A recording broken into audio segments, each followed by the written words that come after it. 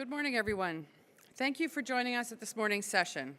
The Social Enterprise Pitch Competition celebrates the work of Ontario's social entrepreneurs and highlights the province's commitment to advancing social innovation. My name is Michelle Davies. I'm the Director of Partnerships Development at Ontario Centres of Excellence. We're pleased to be able to bring everyone together for the third Social Enterprise Pitch Competition at Discovery. The Social Enterprise Pitch Competition, which is being offered in partnership with Ontario's Ministry of Economic Development and Growth, is a compelling feature of this year's Discovery, with 20 companies from across Ontario exhibiting on the show floor. This year, 5 companies will be pitching for a $20,000 award. The award will consist of $10,000 from the Ministry of Economic Development and Growth and $10,000 legal services package from Norton Rose Fulbright to assist with the further development and growth of the winning social enterprise. I'd like to remind you that if you're tweeting today's session, please use the hashtag SOCENTZone, SOCENTZone, and feel free to tag us on Facebook or Instagram at OCE Innovation, shown on the screen. I would now like to introduce David Meyer, Director of Entrepreneurship and Startup Services at the Ministry of Economic Development and Growth, to the stage to say a few words. Welcome, David. Good morning, everyone. Thank you, Michelle, for that introduction. My name is David Meyer. I'm the Director of Entrepreneurship and Startup Services at the Ministry of Economic Development and Growth and Ministry of Research, Innovation and Science. And one of my great pleasures in that role is getting to lead some of the work that we do through the ministry with the social enterprise strategy. And with that in mind, it's my pleasure to welcome you all here to the Social Enterprise Pitch Competition. We're really pleased to be supporting this for the 4th year now in a row. It's our 4th pitch competition. So we've got the opportunity to hear from some great social enterprises this morning. And help those social enterprises share their stories and connect with other partners and fellow entrepreneurs from across the province. Over the past 4 years, we have supported 90 social enterprises in attending and participating in the pitch competitions that we've held here at Discovery and at the Social Enterprise Zone over on the far side of the auditorium. We have it again this year. And this is the first year that we've done this pitch competition actually on the floor of the conference, which I think is really appropriate and really makes sense. Because I think that what we've seen and what you'll see this morning is that we've got representation from across a range of sectors, environmentally focused social enterprises, agriculture, education, retail, energy, health, whole range of sectors that are doing interesting things with their business models or with technology, with products, for a social purpose that's embedded in their business model, which is really what we're all about and what our social enterprise strategy is all about. And this conference here, Discovery, is a great venue to explore how we can work together to support Ontario's social entrepreneurs and learn more about the work that social enterprises and their partners are doing. From our perspective from the province, we have a vision to be a global leader in social enterprise and social finance. And we're supporting that work through a 5-year social enterprise strategy that we launched in 2016. And we are working that strategy, which is available over on our table in the Social Enterprise Zone and also online, is focused on 3 pillars. The first is on equipping social enterprises with the business fundamentals that they need to start their business and grow their business. And we've done a lot of work over the last couple of years to launch some really exciting programs that hopefully some of our social enterprises are taking advantage of. We've done this through programs like the One Social Enterprise Partnerships and the Social Enterprise Demonstration Fund, which provide advice and early stage funding to social enterprises. The 3rd round of the Social Enterprise Demonstration Fund was launched in the fall of 2017. It's the largest round that we've done to date, totaling $5.6 million. Much of that money flows through to social enterprises, which is fantastic. And we're hoping to be able to say a little bit more in the very near future about some of our partners that we're working with through SEDF. Second pillar is on access to capital and markets. We recognize that social enterprises need customers and capital in order to grow. And that pillar involves a social enterprise procurement action plan, which is seeking to expand market opportunities and increase the amount that the government is procuring from social enterprises. And we're also launching a $6 million procurement and investment readiness fund that will better position social enterprises to compete for investment and procurement opportunities. And again, should have some exciting news about that in the near future. The third pillar of the strategy is about demonstrating the value of social enterprises by promoting impact measurement and the adoption of social enterprise models within the government. And I think when you walk through our zone, when you hear these pitches, you can see that there's clear alignment with a lot of what government does. You might think, couldn't government do better by partnering with social enterprises? And that's exactly what this pillar of the strategy is focused on.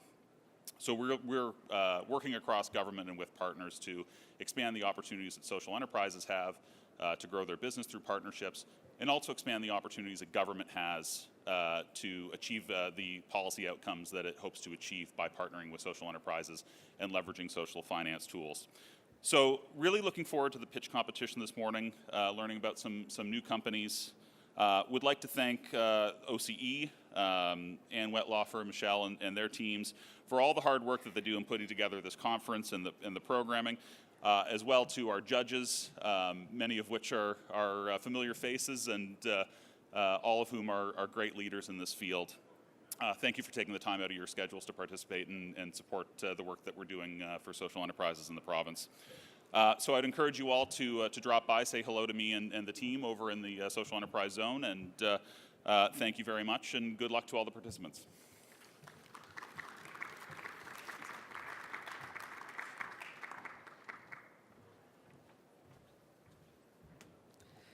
Thank you, David. As mentioned, Ontario's social enterprise sector is thriving and has a demonstrated potential for scalability and impact within and beyond the province. We're very happy that you're all here this morning to join us as we go through this competition. Before we begin, I'd like to take this opportunity to introduce our moderator for this session. Joanna Reynolds is the Director for Social Enterprise National at the Centre for Social Innovation. Joanna started her work in the social innovation space in 2007. She has since been working to expand how social innovation affects long-term change that puts people and the environment first.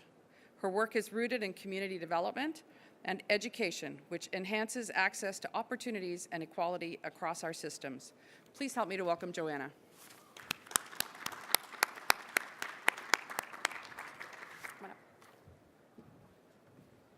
Thank you, Michelle. And I'm thrilled to be here today. This is always the most fun, to be able to get to know and get a glimpse of some of the brilliant entrepreneurs, social entrepreneurs that are out there for us to support and get behind. Did you know that over 70 Ontario-based social entrepreneurs applied to be part of Discovery today, to be either in the social enterprise zone or pitching in front of you? And an expert panel determined the 5 finalists, so it's highly competitive, who will be pitching to you today. And the reviewers were very impressed with the caliber of applications and the amazing social innovation being implemented across Ontario. And I think we can all see the caliber of social entrepreneurship has really grown and taken root over the years. It is my pleasure now to introduce you to our esteemed panel of judges. If you would take a closer look at your program guide, you'll see a fuller biological information about them. But for now, we will just give you the highlights. Our first judge is Adil Dalla. Adil is a civic entrepreneur and community organizer who is driven to co-create new and inclusive economies. He is currently the executive director of the Centre for Social Innovation Toronto and previously CSI's Director of Culture. Welcome, Adil. Our second judge is Joshua Falkema. Joshua is an investment solutions manager and has been working with World Vision Canada since 2008. He has more than 13 years of experience working in 40 emerging markets and building cross-sector market-based solutions in agriculture, carbon finance, and small business development. Welcome, Joshua. Our third judge is Vanessa Grant, partner of Norton Rose Fulbright. Vanessa's practice focuses on mergers and acquisitions, corporate finance, and corporate governance for public and private corporations, including private equity and venture capital. Welcome, Vanessa. Next, we have Abigail. Abigail Slater is the director at BL Management Holdings.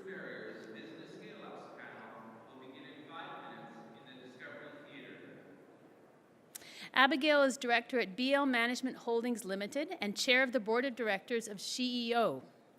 Canada Fund. She currently manages a private investment fund on women-led companies and impact investing.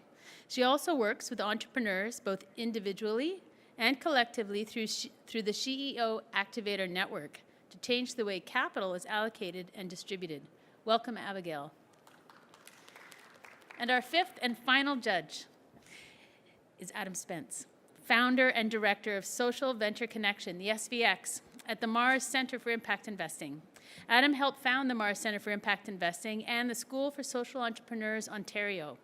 He has also been the executive director of the Ontario Association of Food Banks and has led a number of higher education and training organizations in the social innovation community. Welcome, Adam, and thanks to all of you for joining us today. On the competition, get ready.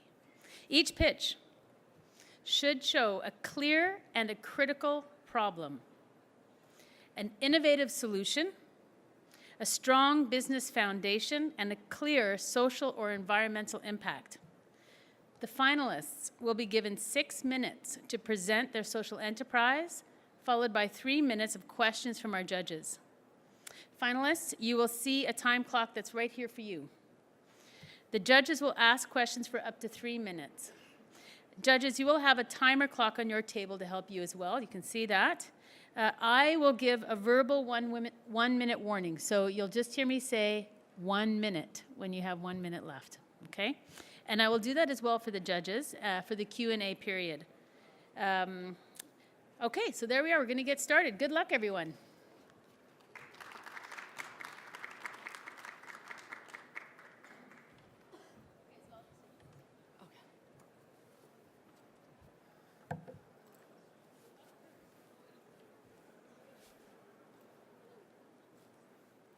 Hello?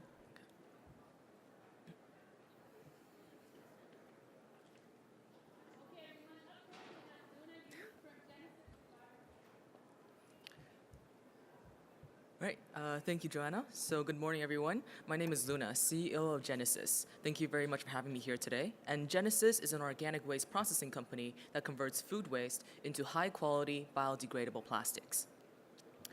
We all know that plastic pollution is a huge problem. It threatens the lives of over 700 marine species. Equally as big is the food waste problem. It takes up a lot of space in landfills and releases 7% of global greenhouse gas emissions.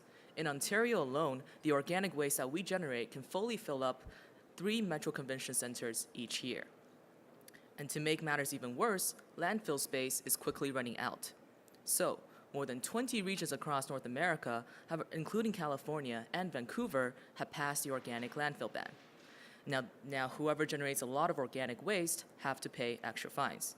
The same phenomena is echoed across the globe, including in China, where 46 major cities are now mandated to achieve 35% landfill diversion rates by 2020. An alternative solution is urgently needed. Now, at Genecis, and this is where we come in, we will begin with the restaurant industry, because large, full-service restaurants like Jack Astor's produce a lot of organic waste and pay over $15,000 per year just to dump it into a landfill. At Genecis, we partner up with a waste collector and charge a reduced processing fee and convert the organic waste into 2 products. First is PHA biodegradable plastics, and second, fertilizer. Now, PHAs are a type of high-quality, biodegradable thermoplastics, suitable for making many different products. Its physical properties allows it to directly replace common petroleum plastics like polyethylene and polypropylene. However, PHAs can degrade in nature within a single year, compared to other plastics and bioplastics like PLA, which takes up more than 80 years to degrade. And depending on its purity and polymer composition, PHAs can be either used to make lower grade items like packaging, thin film, and bottles, or higher grade items like 3D printing filament and also medical prosthetics. And currently, our PHAs are compatible with the lower end of the market, but within 3 years, our revenues can more than double through further R&D to create products of higher value PHAs. Now, we turn food waste into PHAs by using 2 specialized cultures of bacteria. In stage 1, food waste is converted into small carbon molecules and gets fed into stage 2. The non-digestible components are further composted into a fertilizer. In stage 2, The carbon molecules are then eaten by a different type of bacteria and who grows PHA bioplastic granules within the cells. And when the cells mature, we simply open them up and collect the bioplastic granules. At the end, the granules are compressed into pellets, and the pellets are what we sell then to plastic manufacturers to be molded into end products.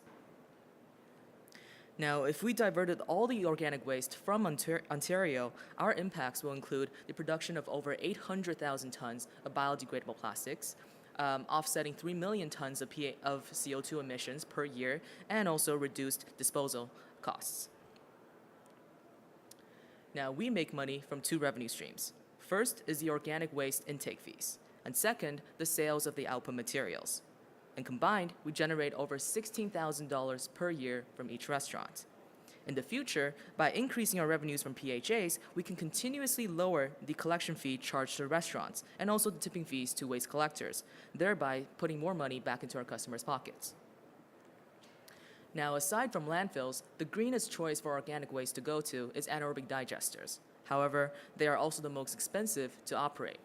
Now, in comparison, our technology is 3 times faster and yields 5 times higher revenue output per unit ton of food waste processed compared to anaerobic digesters at the same cost, which means we produce a product of higher value within a shorter period of time. We are currently solidifying partnerships with 3 of the largest food service companies in the world, including with Sodexo, who are finalizing a 2-year partnership agreement. And this was resulted from our achievements in their internal innovation competition, where we attained the support of their Paris headquarters as well as the Canadian division. And we just begun also operating as their official vendor as of last week. They also helped connect us with Unilever, who is a part of their supply chain. We will explore the potential of using PHAs to make biodegradable plastic foodware, as well as mayonnaise jars for the Hellmann's brand of mayonnaise bottles. Now, Genecis was founded 18 months ago. Since then, we completed proof of concept in the laboratory, scaled up our operations to a mini production line of 60-liter bioreactors. In 2 months, we'll be at 1,000-liter bioreactors. We filed our provisional patent, began operations at UFT, where we process over 100 kilograms of food waste per month, and secured over $200,000 of equity-free funding, and recently closed our micro-seed round. By the end of this year, we'll begin constructing our pilot plant with our partnered waste management company. This will be the first commercial plant in the world and will allow us to process 20 to 50 tons of food waste per week and sell the PHAs to end customers. We have a team of award-winning scientists and engineers. Personally, I finished my master's last year at UFT when I was only 21 years old. Caitlin, our co-founder, has won many awards for her research on bacteria, including the Dean Silver Medal in Science, and Marcos won first place in the Quebec engineering competition with his fermentation tank designs. On our advisory team, we have Peter Halsall, the former CEO of Halsall Associates, one of the largest engineering firms in Canada, Christine Tovey, the former CTO of Airbus, and John Rothschild, who sits on the board of directors at Cara Operations, the largest full-service restaurant in Canada. And join us in creating a future where the waste of today is transformed into the platinum of tomorrow. Thank you. Thank you, Luna.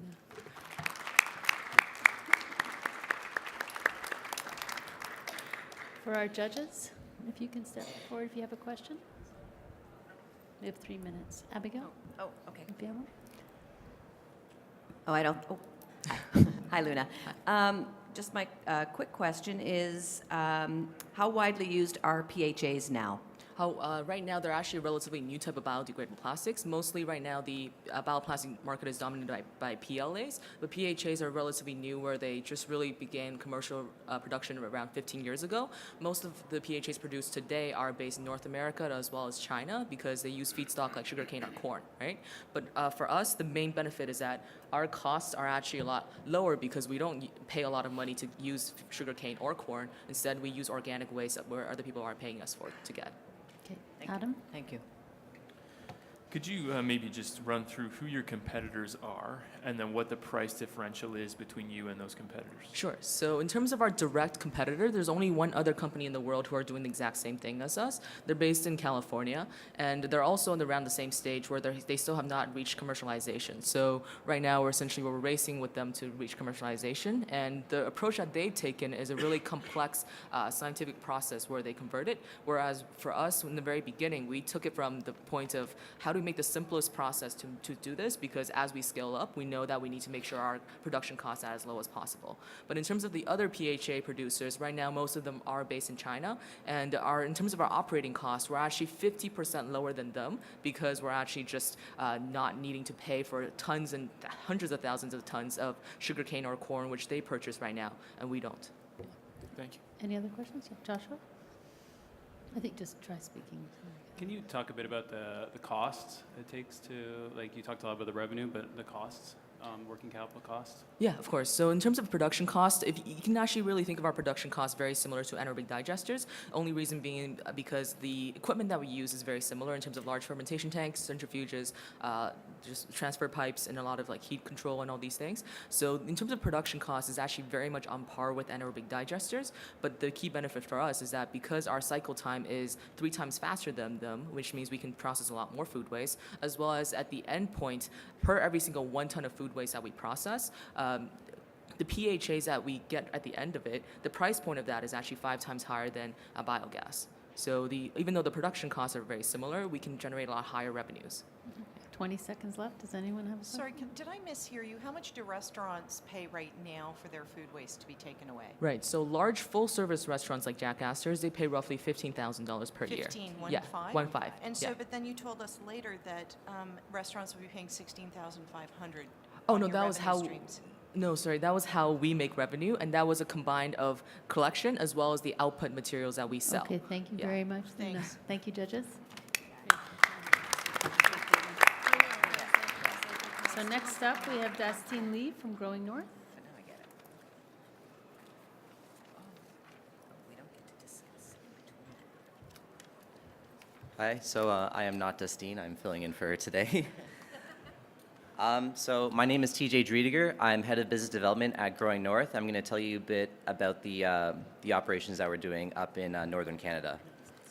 So food insecurity. Food insecurity. It's the state of being without reliable access to a sufficient quantity of affordable, nutritious food. Now, to put this into perspective, take Canada. If you put Canada into 100 people, only 8 of them would be food insecure. But if none of it were 100 people, 68 of them would be food insecure. Now, to better understand this issue, our team traveled to Nauyat, Nunavut. It's an isolated community of about 1,200 Inuit Canadians located directly on the Arctic Circle. Here, temperatures average minus 30 degrees Celsius, and as you can imagine, that makes food nearly impossible to grow.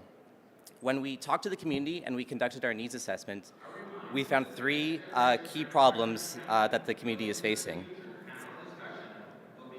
The first is lack of economic opportunity. 77% of the community is unemployed. The next is food insecurity. 80% of households do not have access to affordable and nutritious food.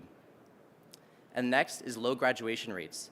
Only 1 in 40 students will graduate from the local high school in any given year. These are staggering numbers, and here in Canada, we pride ourselves in our high quality of living and our ability to feed each other.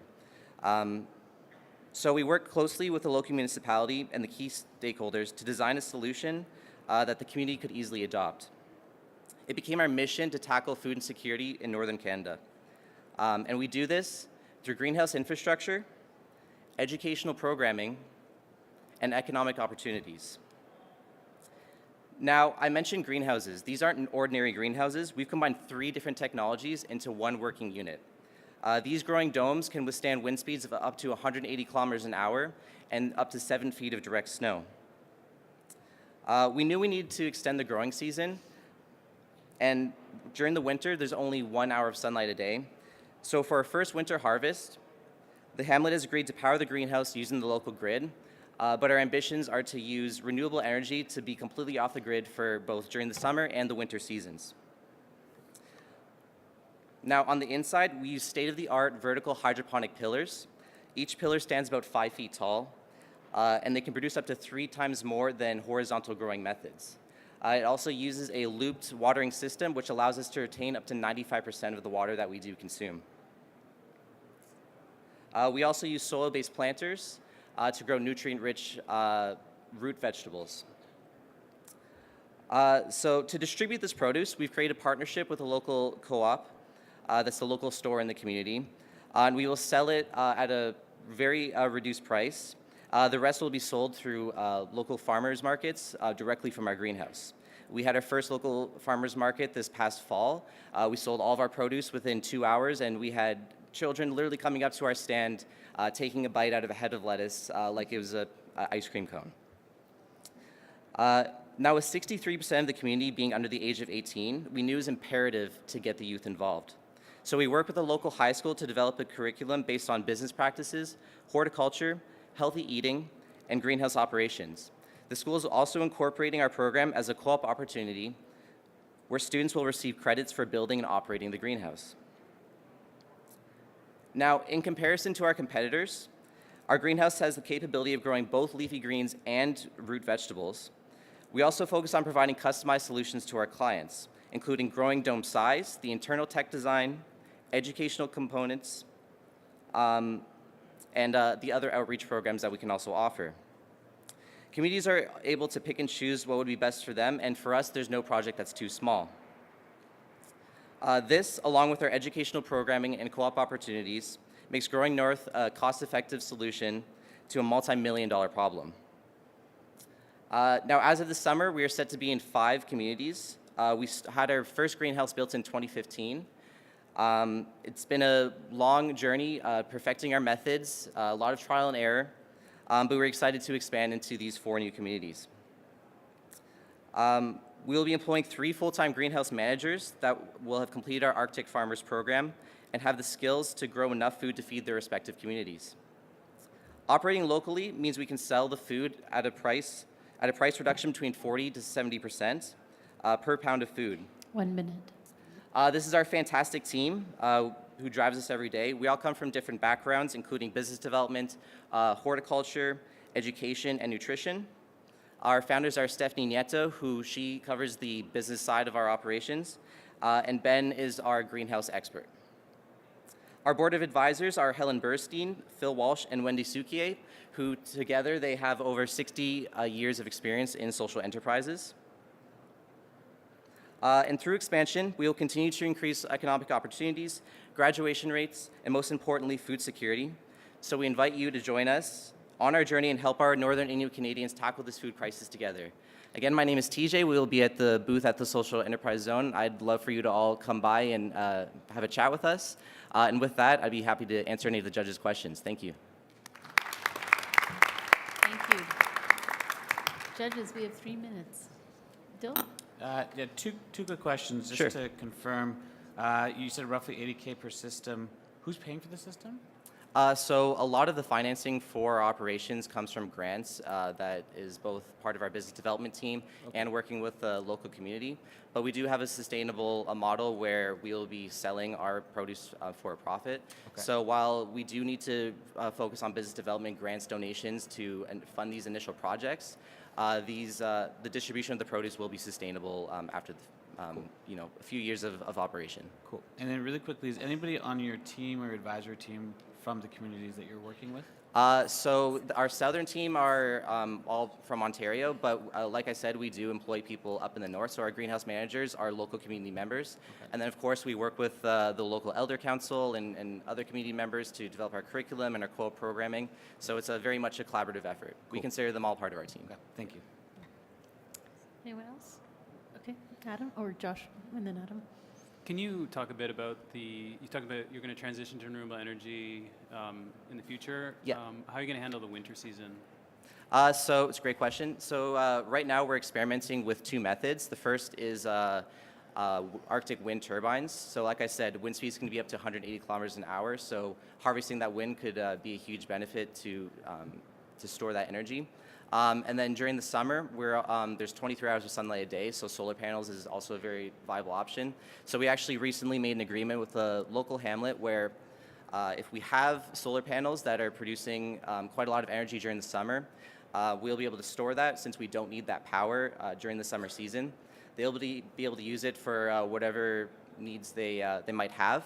And during the winter, that would then offset to us, and we could retake that energy that we produce during the summer. So those are the 2 methods that we're experimenting with, but right now it's just on the local grid. Adam? Quick question, a great presentation. What would you do with the $25,000? What would it be used for? So like I said, we're expanding this year. It's very expensive to go up north to ship all the equipment. There's only one barge that goes up there per year. So a lot of it will be tied into getting our team up there, starting to build the dome system, and particularly in RVAT, which is going to have a double dome system soon. So yeah, really be focused on expansion. And then we're also in the process of changing a lot of our branding and our marketing materials, really pushing out our outreach to beyond Ontario and Nunavut. So the legal services and also the money would go towards the branding as well. Thank you. Thank you. We have 13 seconds. What's your single greatest challenge? Single greatest challenge, we're dealing with a community that doesn't have a word for soil in their own languages. So really communicating that horticulture information Thank you in a way very that they can much. understand, that's probably one of the biggest tasks. Yeah. Thanks so much. Wonderful presentation. Thank you. Our third pitch is from Connor Tidd, representing Just Vertical Incorporated. Connor? Thank you. Is this mic on? Everyone can hear me? Yeah? Good morning. My name's Connor Tidd. I'm one of the co-founders at Just Vertical. And I'm here to talk to you today about everybody's favorite thing, food. Now, unfortunately, the global picture of food is pretty bleak. We're adding 2.3 billion more people to the planet by 2050. We need 70% more food, and it's destroying our environment. From the water use to the overuse of pesticides, fertilizers creating dead zones, we've got massive problems. Now, I know what you're thinking. Probably doing better in Canada, right? Turns out we're not. Food prices are increasing here. The average age of our farmers is 55, and 92% of them don't have a succession plan.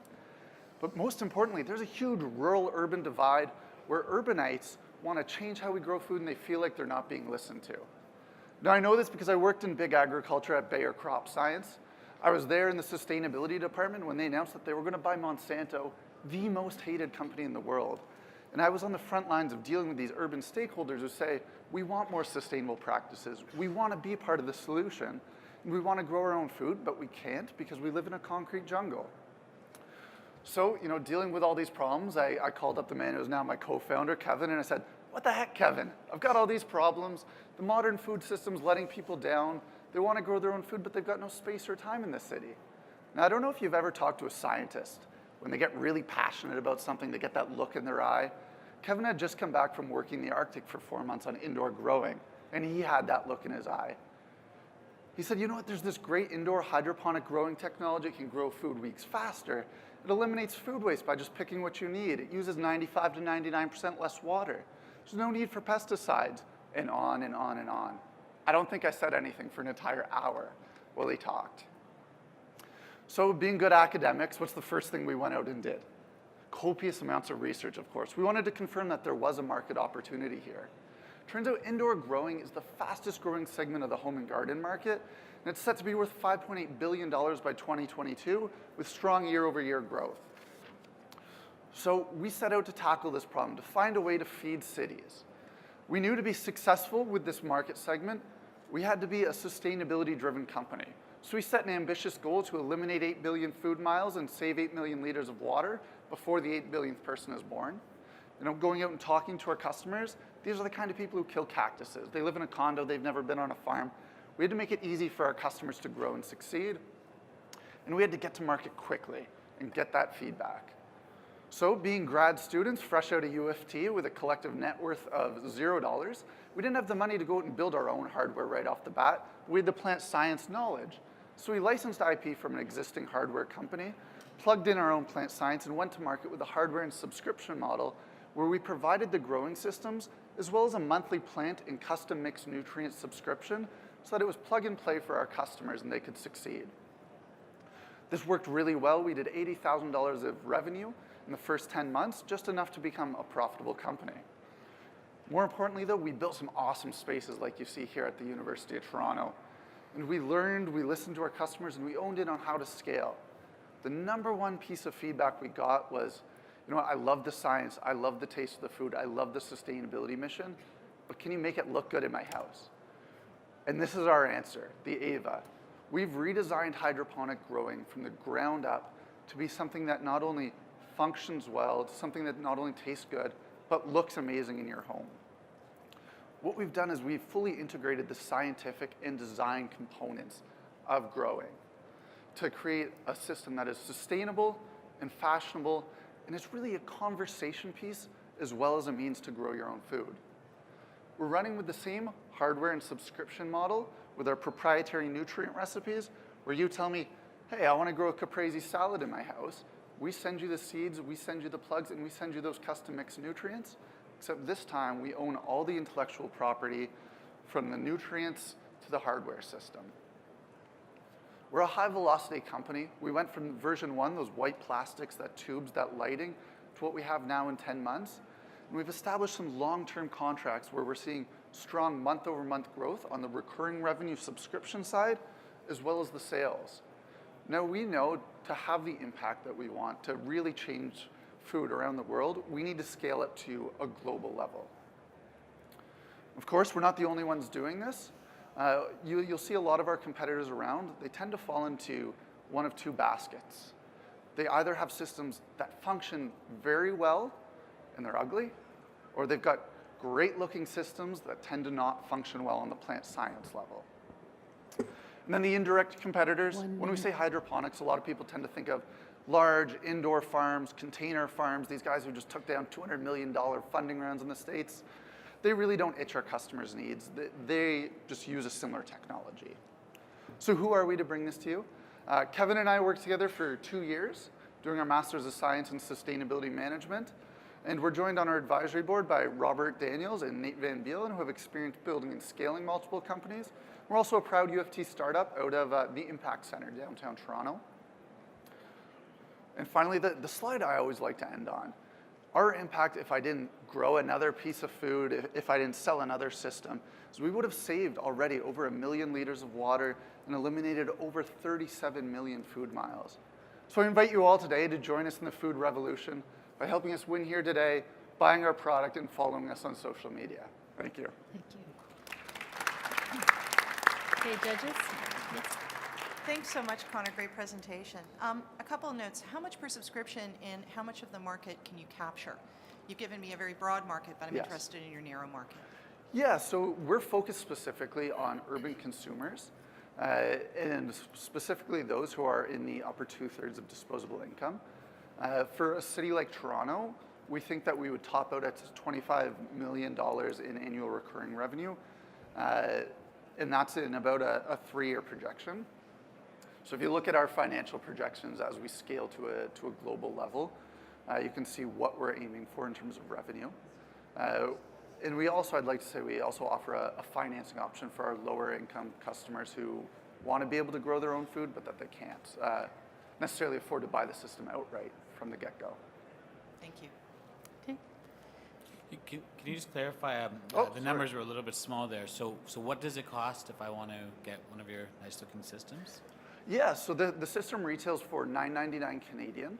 Okay. And then the monthly subscriptions are $20 to $30 a month, depending on whether you commit to 3 months or a year. Okay. And to put that in perspective, you can grow up to $125 a month of food.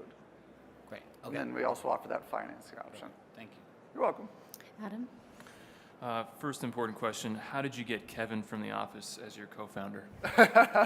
Second question is, what are some of the things that you're considering as you go from $80,000 to $25 million in sales in terms of cost distribution? What are the things you need to think about? Yeah, so that's a great question. Scaling has been one of those challenges. So for example, the 80,000, when we were delivering those seeds and nutrients, that was in the GTA only because we were actually delivering seedlings, so plants grown about 2 inches tall. Incredibly hard to ship, that doesn't scale. So we've moved with the new one to actually shipping seed pods that can be shipped in the mail, can be shipped across the border. So that's just an example of how we're looking at scaling and changing operations to deal with that. Okay. Thank you. Judges, we have 1 minute. Any other questions?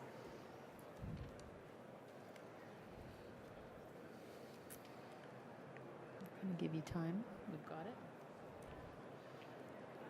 I mean, I keep going. Yeah. So I guess, so can you tell me the price difference, the price and cost difference between version 1 and version 2? Because your version 1 showed, I mean, a standard vertical farm, right? Yep. But it's obviously a dramatically different unit Yeah. in-house. So what can you tell me about the price and cost difference? It's actually cheaper to buy the second version than the first version. A large part of that is owning the IP. We do not have to pay out royalties to the original owner, which was the University of Wyoming on the first one. And second, it's part of our strategy is getting as many people into this market as possible. Is we get the question all the time, you know, you're using a beautiful unit, that's a piece of furniture, why don't you sell that for 2-3 times the price? And I think that the people who say that, they don't understand what Connor. we're after as a company. Thank you. Thank you. So next up is Sultan Akif from Library in a Week.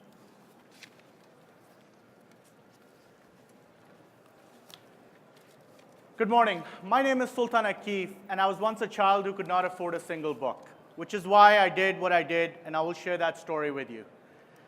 So I was at a point in life where I was an executive with Microsoft supporting a $900 million business, and on the other side, I had just built this wonderful event, which is now one of the largest in Canada to empower youths. We were getting a lot of traction, a lot of support. This is my team of volunteers on the left that you see. And I found myself really asking the tough questions of life as to why am I here on the planet. And in a soul-searching trip, I was going down to the Sahara Desert, and I saw kids standing at the edge of a road asking for water. And it hit me. I said, I'm here for something more than what I was allowing myself to do. So I resigned from my job, my 300K job, which I love what I did in the corporate world, and I've taken that to what I do now. And I went on a sabbatical, walked 1,200 kilometers all across Southeast Asia, and my journey took me en route to Mount Everest. I was on my way to go to the base camp, and I saw kids that were playing soccer with water bottles because they didn't have a ball. And I said, the rock can wait. I have an Everest to build right here. Library in a Week was born, my friends. I walked into Nepal not knowing anyone. The community came together. The children came together. And in 3 days, this is what that room looked like. In 3 days of enabling local community. I then went to the edge of the road system, and I went for 5 days, found a village in the middle of the Himalayas, and tried to replicate the model. If you need a paintbrush, it has to come from 7 hours away by a Jeep ride. This is what it looked like. The community built, again, I was just there, the community built the library, and we were able to reproduce. Since then, we've put books in the backs of canoes. We've taken them deep in the Amazon jungle. This is the before and after. We're built in Mexico. Nepal, this is the Amazon jungle library. Mexico, Panama, Colombia. The children cannot leave this one-room school. It's too dangerous in Medellin. Now they have a library that they can spend time in. This is the mental hospital in Colombia. Children that were left on the street were rescued, and they were crying when we opened this library because they built it. We built in a shelter. We built in Mexico. This child with special needs came and gave a hug, and that's the only reward I needed for that. My model is very simple. I believe the more I care, I've told you about my story, the more I care about changing the world, the better my business model needs to be. So in 8 short months, we've built 12 libraries in 5 countries, impacting 6,000 students that were part of the process, 20,000 adults. We have 25,000 active followers in Canada that are supporting the journey. The model is built on 100% local empowerment. I'm not going in to save the day. I'm not going in to paint walls. This is done by 50 to 100 local people with me, shoulder to shoulder. The local ecosystems develop around. So there's an organization formed in Mexico that does story times. There's a whole tsunami of change that happens in the local community because they see what we're trying to do. And at the end of the day, it's not what we do, it's how we do it. So let me talk about the model. It's extreme agility in execution. I learned everything I'd done in the corporate world to apply to what I do now. So the library is complete, soup to nuts, in 1 week. We enhance existing infrastructure. We don't build a school in front of a school. We find the schools serving the poorest in the community. There's no discrimination. I want to build everywhere. I don't care what people look like. We will send a message of hope, of purpose. It's built on local empowerment, built by hand, and it is to bring people together through this furnace of social change that they go through with us.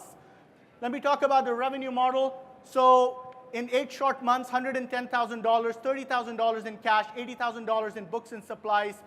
My message is sponsorship.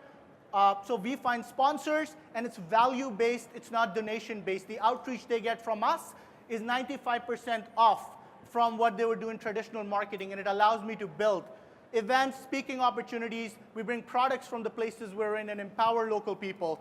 We've not even touched grants. We have 200 people lined up that want to do this trip with us. That's an entire revenue stream that can be opened up, and my book is coming out. The competition is endless, but so is the problem. I'm not going to talk facts about children literacy. It's a huge issue. But let's talk about our strengths. So it's sheer and vocal passion, it's agility, it's quality, it's ability to get the job done. At the end of the day, RCMP, I'm talking with them to build right here in Canada in an indigenous reserve. St. John's Ambulance is doing a big book drive for us. The media release is happening on Thursday. Girl Guides of Canada has helped, and the name goes on and on. We're being supported by television shows, and the movement is growing. My model was to prove that we can do this, and then we're at the tip where we're going to put gasoline on this and light up lives. And there's a story I share at my launch. When I look in the eyes of these kids, I tell them about the boy who had to drop out of school, who could not afford the fee of that school, who had all the world, looking condescendingly down on him. And he said, you know what, I am strong, I am smart, and I have the power to change the world. And that's the message that I want them to repeat. I want them to feel how powerful they are, which is why we do it by our hands, which is why we empower people. And when you see these children step up, in 1 year that we've been doing this, in 8 months, our libraries have grown by 300% to 500%, and we had nothing to do with it after day 7. So our model is taking a new take on scalability and making a change happen. Thank you. Judges, we have 3 minutes. Yes, I love your obvious passion. It's wonderful to see. Thank you so much. Now, I'm interested, though, you mentioned at the end that after 7 days you're walking away. How do you follow up to see what the community is doing and to see how your legacy is growing? So, ma'am, these become friends, these become partners. Every single day, every week, I'm hearing from every single one of them that are out there. This is a model where we're bringing people together. So for example, in Nepal, there were bags of books that were donated by the local community. So in other words, it's not arm's length. These are people that I know right in the same capacity as I know my fellow Canadians. So we're taking the barrier away from the donor and the recipient and taking it down at a human level, because at the end of the day, I was that child, and the last thing I needed was condescending, I'm here to help. I just go in and I say, thank you for welcoming me. Thank you. Okay, Abigail.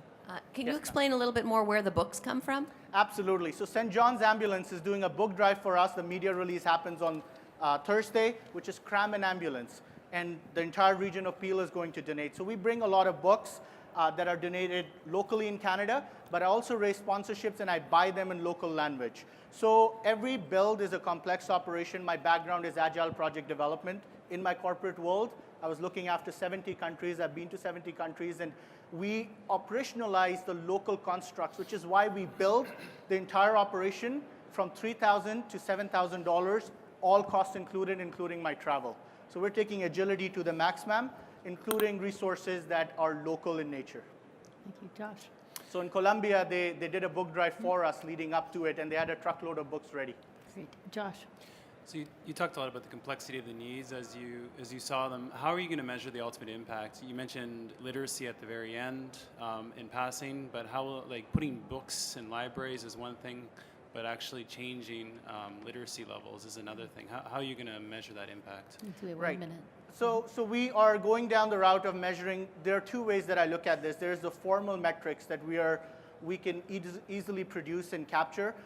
So there's that dimension, but the bigger impact that I would articulate is what we are doing right now is fundamentally children from those villages are going out to do radically different things than what they were doing right now. So there is the number of change makers we are producing in each one of these areas is one impact, as they see their future in me, as I see their past in them. And the other dimension is just sheer numbers. We want to build 100. And then we want to scale the models so we have different change makers building 100 each. And to the point that there are, we look at the map and there are little lights, shining light everywhere. Okay, thank you very much. Thank you. So now we have Sia Vermani from New Grocery.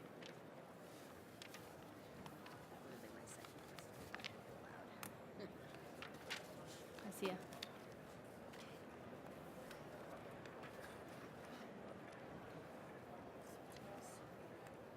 When was the last time you took out your trash? This is the trash I produced over the past year. An average Canadian produced over 700 kilograms of trash over the same year. And although we compost and recycle, most of our waste is destined for landfill. It pollutes our water, our soil, and harms wildlife. And with landfills responsible for 20% of Canada's methane emissions, waste also contributes to climate change. So how do we go from this to this? That's where New comes in. New is Ontario's first zero-waste grocery store.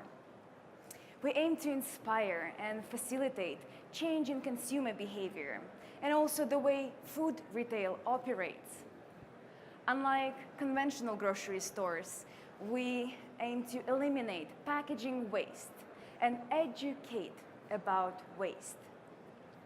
With over 2,000 registered and returning customers and 10,000 social media followers, we strongly believe people are ready for change and they want businesses to lead the way. At New, customers shop in bulk. They bring their own bags, jars, and containers and choose package-free products to help them minimize waste. They fill up their bags with fresh local produce.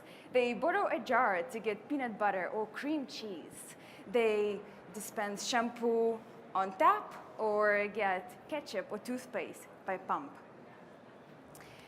But New is more than a bulk store. It's social innovation. Along with offering this unique waste-free shopping experience at New Grocery and New Online, we also serve as an outreach platform. With hands-on workshops and interactive talks, we educate about responsible consumption. Through our consulting services, we work with households and businesses and help them improve their practices and minimize their waste. With over 10 years of food industry experience on different levels, we know as never before the industry needs change, more sustainable and less wasteful operations. With 8 years of zero waste living between us and being creatures of convenience, we know firsthand how important it is to make zero waste available, affordable, and convenient.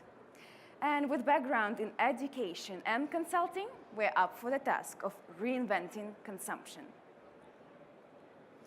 We opened our flagship store last August in Ottawa. With Minister of Environment and Climate Change, with the Mayor, councillors, our local suppliers, our team of newbies, as we call them, and our very first customers. Over the past 9 months, we've been gaining momentum. Being featured in over 20 media stories across Canada, receiving Community Impact Award, and being the most voted social enterprise at this year's Social Impact Award, helped us put spotlight on zero waste movement, grow our following, and attract more customers. Our sales have been steadily increasing, reaching $500,000. And of course, in all the sales, we use zero plastic bags. In fact, we estimated that we avoided the use of over 20,000 disposable grocery bags. Of course, we made progress not only on consumer side, but also on supplier side. We established an exchange system with 63% of our suppliers who use reusable containers to deliver our products. 33% of our suppliers use compostable or recyclable packaging, and we're still working with the remaining 4%. We had 3 successful awareness campaigns and hosted over 50 in-store workshops and demos. And after launching new outreach early March, we've generated over $2,500 through speaking engagements. And we just got our first client before even officially launching new consulting. We raised $167,000 to start our business, to open the store, and would invest the OCE funding towards financing the opening of the second store and use legal services to help us manage our expansion. We did all this with just one store. Imagine what can be done with stores like this across Ontario. We're setting a precedent in the industry. Having a one-stop shop for all your daily needs, working with suppliers and other businesses to help them minimize their waste, and educating consumers. And that's how we're gonna go from filling up our landfills to producing virtually zero waste. Thank you. Thank you. Judges, we have 3 minutes. So your a great presentation. The play is one of behavior change. What is incentivizing? What's your plan to incentivize more customers to come? You've clearly attracted an early adopter audience, but like, what's the next leg in terms of getting people to come to actually, show up and not use any plastics? Yeah, we try to make it very convenient, and we accommodate customers who are not prepared. They don't have their jars or bags. For them, we have paper bags just to transition to this lifestyle. We have jars that they can borrow. There's a deposit system. You put a deposit of $1. When you bring it back, you get your dollar back. And we just introduced our reuse and donate program. So our neighbors donate the jars, and we wash them, sanitize them, and they're good to go for free. Great. Thank you. Thanks so much for your talk. How do you propose to expand the model? You've got one store now. What are your next plans for expansion? Yeah, so we plan to open other stores in Ottawa and hopefully across Ontario. Similar stores, different neighborhoods. So grocery shopping is a very local activity. So opening in a different neighborhood, in a different city is expanding to a new market for us. Is your first store profitable, and are you paying market rents for the space? Yes. So March was actually our first month when we became profitable, and we opened only in August. So yes, the trend is definitely positive. And you are paying market rent? Yeah. You are? Yes. Sorry. How will you, what will prevent a large supermarket chains from adopting this if they see this successful? And I believe they will, to some extent. They will definitely borrow some elements of what we have. What differentiates us from them is that we're dedicated to and we're designed for zero waste shopping. And we have same range, from produce to your cleaning supplies, from produce to toothpaste. So we have all the products for your daily needs. Okay, Adam and then Abigail, we have 1 minute. Other than the big box grocers, who would be your competitors, and then how would you compare on a per store basis in terms of revenues? So, say Bulk Barn, they recently introduced Bring Your Own program, Bring Your Own Jar. Again, we are designed and for zero waste experience, so all our processes are very convenient. It's very intuitive, the way the store layout is set up and the whole tour of the store.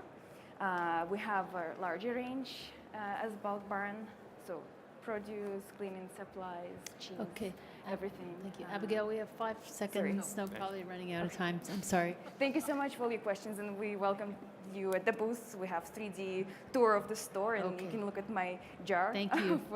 Thank you so much. That concludes our pitches for today. We've had a wonderful selection, some great work, so maybe a round of applause to everybody who came out. Thank you. Michelle, we'll turn the podium to you.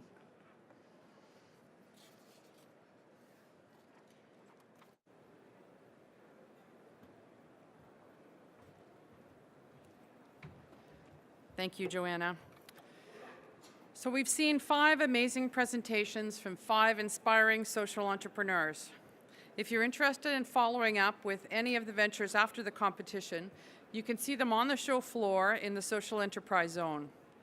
I'd now like to extend a special thanks to our judges for taking time out of your busy schedules to lend your expertise and evaluate our competition finalists.